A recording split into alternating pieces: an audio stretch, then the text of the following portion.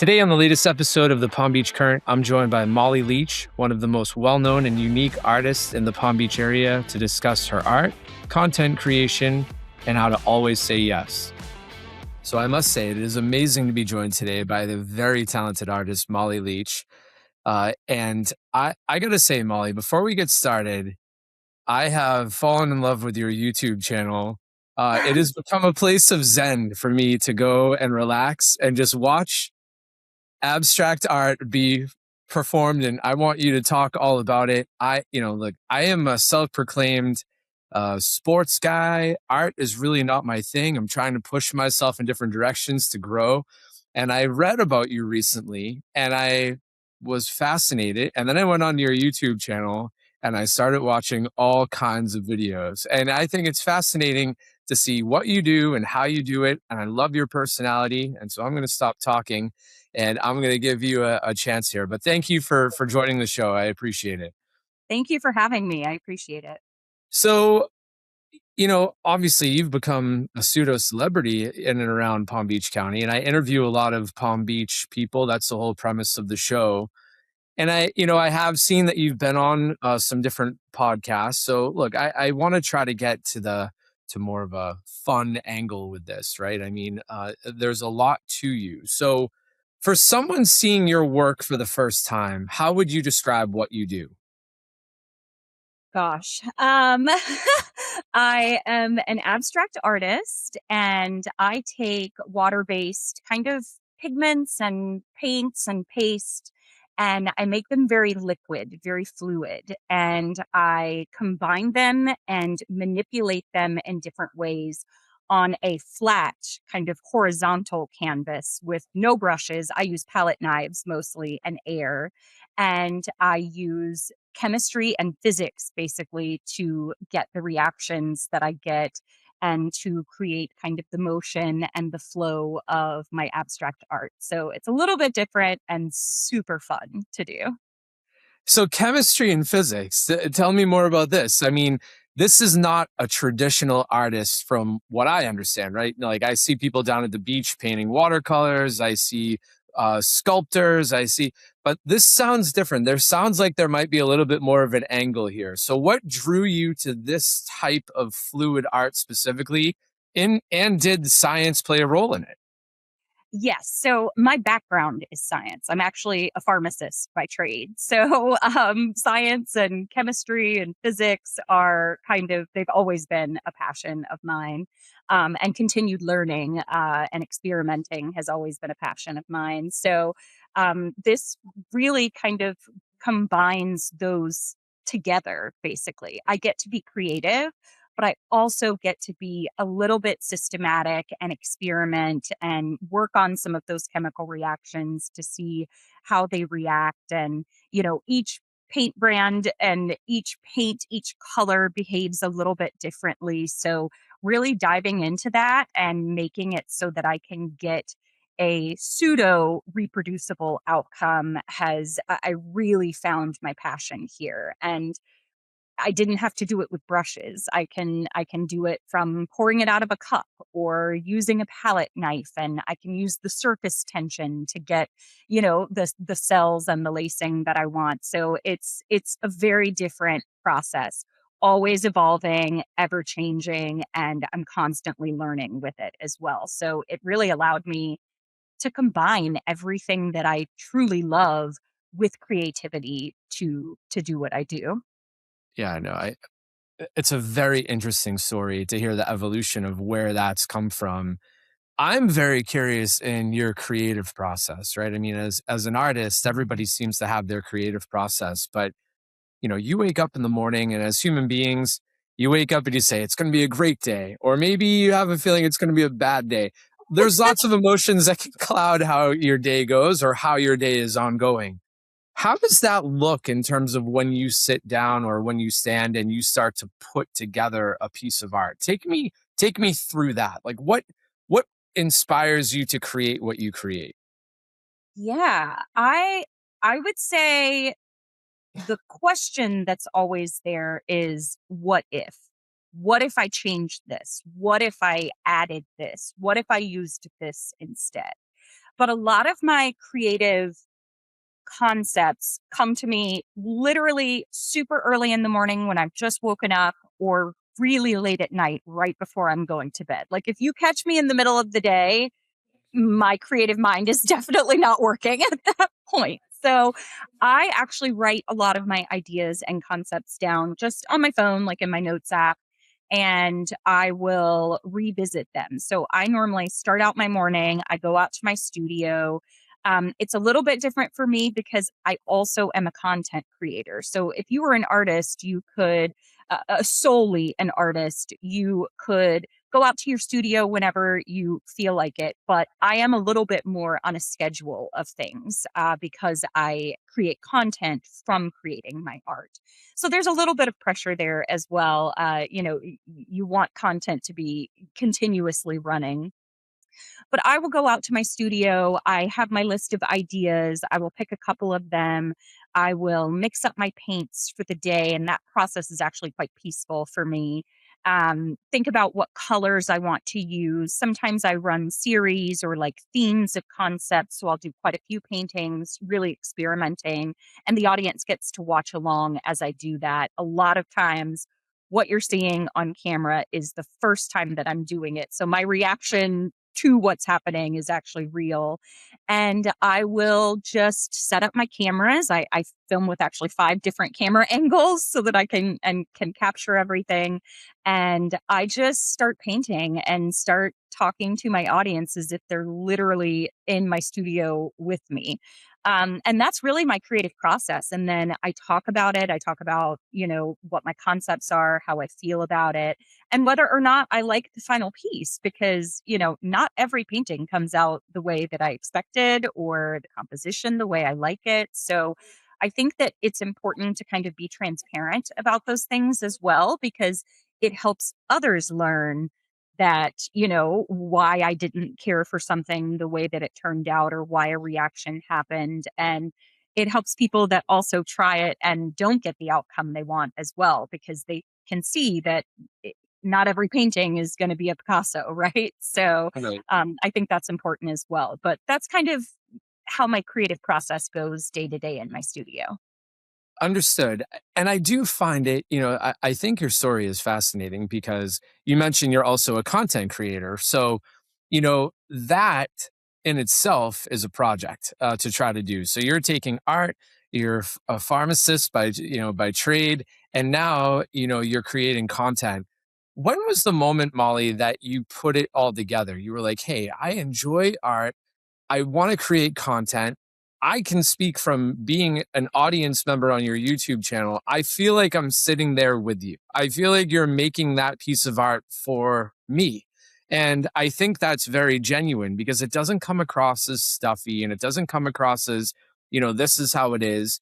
It's almost like you're taking me along for a journey of how you create art and you're making it for me, right? So it resonates perfect. You've hit the perfect recipe, but when did it hit you? Because I know a lot of people that listen to this, they two things, right? I think some people, maybe it's not art, but maybe it's some other type of hobby where they say, "Oh, I'm trying to do more things that I'm interested in aside from work and family things, and I'm trying to find my outlet, but I'm not very good at it." Right? And I think there's that lack of confidence that people carry day to day. Oh, I'm not the best photographer, or I'm not the best gardener, or I'm not the best golfer. Uh, how do you get past that and just say, forget it? I'm going to just do what I do and I'm going to create this for people. So I'm interested to learn when that moment happened for you and how you basically overcame that hurdle to connect all the dots that make this work for you. I don't know that I have overcome that hurdle at this point. Um, you know, I will say this. I You can overthink and over rationalize absolutely anything that you want to do. And I have really gotten to the point of kind of the art of saying yes. That's kind of what I like to tell people that are asking for a little bit of like motivation. When I started my YouTube channel, I was talking with a coworker at the time. I said, I've been doing this as a hobby. I've been watching all these people on YouTube. She said, oh, you should do YouTube. And I literally went home that night, set up my camera, had no idea what I was doing. I put it on a paper towel roll because it didn't even have a tripod. And I was in the corner of my studio, which is my 2-car garage that I've converted into my studio. I put I was by the water heater. You could hear my laundry going in the background, and I created that first video. And I actually I started getting views, and I was like, man, this is amazing. And I was creating content when I would get home and at night, and even sometimes late at night, I would be painting still. And I had my YouTube channel set to the wrong country, so I wasn't getting paid. Like when I say I had no idea what I was doing when I started, but I started Right. when I decided that I wanted to make these paintings for the first time. I just had to jump to it and do it. I researched, I bought the supplies, and I jumped in headfirst with literally 8 foot by like 5 foot canvas door panels that I used. So the largest paintings I had ever done in my life was how I started experimenting with this. And I still have them hanging in my house now. So it's really when I did my first art show, I someone said, "You should apply to this art show." And I said, "Okay." And I did it the next day. You Right. can't give your conscious mind the time to rationalize you out of something. People are always going to have an opinion when you put yourself out there, whether you're doing content creation or just as an artist. They're always going to have an opinion. You are never going to fully do things right the first time. You're always going to make mistakes, but as long as you learn from them and keep going and put yourself out there, I think that that's probably the best advice that I could give someone is when that creative thought comes into your mind, say yes to it. As long as it doesn't hurt yourself or other people, say yes to those things because you never know where they can take you. I think that's fantastic advice because too often we get bogged down in this world of, I don't know if I'm going to do it. You just named several instances where you just said yes. Hey, create a YouTube channel. I'm on it. I did it. Hey, why don't you start doing this type of painting? I'm doing it. Right. Like, and then you figure it out. I did in my research for our interview, I did hear you tell a story in another show that you did about putting paint all over your brand new house and you had to get a pressure washer to clean it. I did find that a little bit funny. Could you share with the audience a little bit about that if they haven't heard it previously? Oh yeah, yeah. My husband knows that well, and now it's all over my garage floor as well. So we purchased a home here, and just when we decided that we were going to stay and kind of settle in back in 2018, and it was not a brand new home, but it was a brand new home for us. And everything was they had just like epoxied the garage floor, and they had just pressure washed out back and I decided, you know what, I'm making all my artwork. And I had laid down plastic, but I had no idea how messy these huge canvases were going to be. And I painted. My husband came home. He's like, well, what'd you do for the day? And I showed him, and then he looked at the floor and he was like, oh my gosh, Molly, there is paint everywhere. And it had like leaked under the plastic. We had to pressure wash the entire concrete in the back. I thought, I'm outside. It must be okay. But it was definitely not okay. And now I actually just posted a picture a little while ago to my Facebook that showed my garage floor. I was cleaning every few months I'll do like a deep clean of the studio and I have plastic down. And again, that plastic does not help all the paint that gets spilled in my studio. And I literally have a floor that could probably be its own piece of artwork at this point. So, but now that I've been able to make it a business, my husband's a little bit a I was little going to bit say, better about it. He's a little bit more accepting with all the messes that I yeah, do. very cool. I mean, if you ever sell the house and now you're this, famous artist in the area, that would be a cool selling point. This was Molly's garage floor that got all her inspiration. So very interesting. What brought you to South Florida? You said you bought the house in 2018. Yeah, I've been here since 2013. I came down here for work and I we loved the area, so we ended up staying and Yeah, we've been here ever since. Well, this part of the show, I like to kind of get into some of everyone's personal favorites, and I ask everyone this question. But what is your favorite restaurant to go to in Palm Beach County? Oh, that is difficult. I have a couple of different restaurants that it's not that we love to try different restaurants, so it's not that we like frequent a lot of these often. But I will say there's a couple of places for like good sandwiches if you want good lunch. And that is Bucan, that is in on the side of the Grotto, and then also the Honor Bar. Those are two of our kind of go-to sandwich places that we like. And then also um La Vie, which is Lebanese type food that is delicious as well. So, and then we love steakhouses too, but I would say those are some of There we kind of go. Yeah, this has a tendency to become a restaurant show towards the end, but it is interesting because one thing everyone connects with is food. And I get a lot of different messages from restaurants that get mentioned on the show, and they're like, "Oh, thank you, that's great." And then I get a lot of messages from people that listen to the show, and they're like, "I tried this place; it was fantastic." That's Bucan has been mentioned several times. I mean, they have fantastic sandwiches. It's hard to go wrong there. Two different locations too. In terms of a hidden gem, this could be a doctor you see, a service provider, maybe your epoxy floor installer. In your case, I know it was before you moved in, but who's someone that you really, or a business that you really enjoy that you think should get more publicity? I won't it's not really a business, but I will say there is a place that I tell people to go. It is on Palm Beach Island. It's the Society of the Four Arts. I don't know if you've ever been there, I but have it not.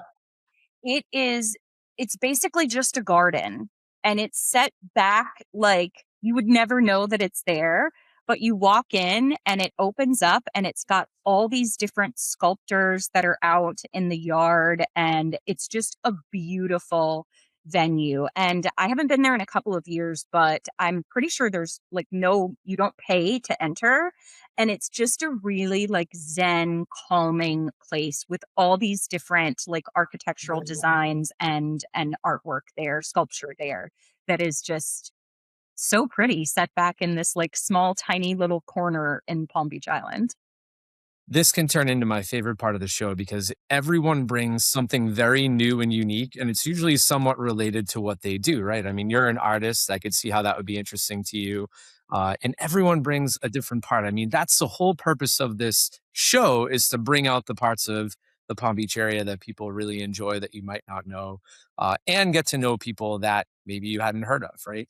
So, Molly, if people, I mean, look, I became a fan. I'm a self-proclaimed fan of Molly now, the YouTube channel. How do people listening to the show this week, how do they follow you? How do they watch you? If Are you doing any paintings for people? Are you curating any art right now? I mean, tell people more about this whole process. I do. So I do. I'm working on like four different commissions right now. I'm actually working on a commercial commission for a company that is in Portugal, in Spain. And so I'm finishing that up as well. So I've done a couple of like big commercial. I've done one for, I think, financial, where they put my artwork in a lot of their boardrooms and things like that. So, but if you want to find me, the best place to go is my website because everything is there, all my links to get everywhere. So it's just molly's-artistry.com. And then I'm Molly's Artistry on all of my social media. You can find me there. You can look me up, and I'm on basically all social media that's out there. But yeah, I paint for others. I paint for myself. I teach. We have a course platform that we created, smart art courses that other people can, take online courses and learn the different techniques that I teach and that my fellow artist teaches. Rinska Downa. So it's been kind of crazy. Well, I think it's so great to come across someone like you that I can tell so passionately enjoys the work that they do. I'm daring everyone listening right now to go and watch one of your classes on YouTube and tell me that you will not subscribe, because it is incredible. It's something that, again, I had no idea. And then I started to watch, and I could feel myself relaxing. I could feel my creativity start moving along. I mean, it's hypnotic in a way to watch you do it.